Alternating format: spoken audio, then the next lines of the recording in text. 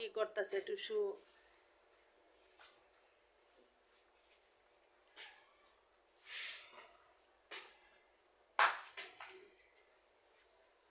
শ্যামা ঘর যাচ্ছে, কাজ করতেছে। ইস, আগে যখন পাঁচতারায় ছিলাম তখন মশা লাগে নাই, একটুও মশা লাগে নাই। সন্ধ্যা, রাত্রে, বিকালে, দুপুরে কোনো সময় মশা লাগে না। এখন 2 তলায় নামছি, 2 তলা নামার পর থেকে এত মশা। আমরা সন্ধ্যা হইলেই মনে করেন যে সন্ধ্যার সাথেতেই একটা কোয়েল জ্বালায় নিই, কোয়েল জ্বালায় নিই মশার উৎপাতে।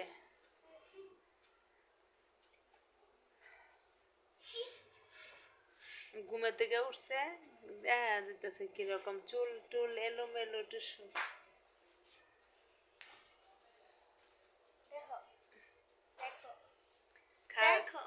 টুসু খাওয়া দাওয়া করতে চায় না, টুসু খাওয়া দাওয়া করার নিয়ে অনেক জ্বালায়, অনেক জ্বালায়, অনেক জ্বালায়, শুকায়ও গেছে অনেক।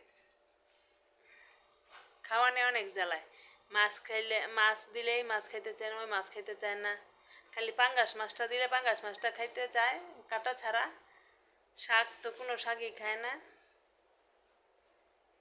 না খাইতে খাইতে চেহারা চুহারা বানাইছে কি একদম। আগে মেয়ে মানুষ নিয়ে মানুষ গর্ব করতো। আমারই ধরেন 2টা মেয়ে হয়েছে, আমি কিন্তু অনেক খুশি আছিলাম যে মেয়ে হয়েছে 2টা। কারণ মেয়ে মানুষ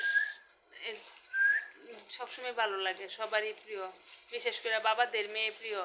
কিন্তু যেই মেয়ে নিয়ে মানুষ আগে আনন্দ পাইতো, গর্ব করতো, এখন এই মেয়ে নিয়ে ভয়ে ভয়ে থাকতে হয়। দেশের যে পরিস্থিতি হয়েছে, এখন মেয়ে মানুষ নিয়ে আসলে একটু ভয় কাজ করে।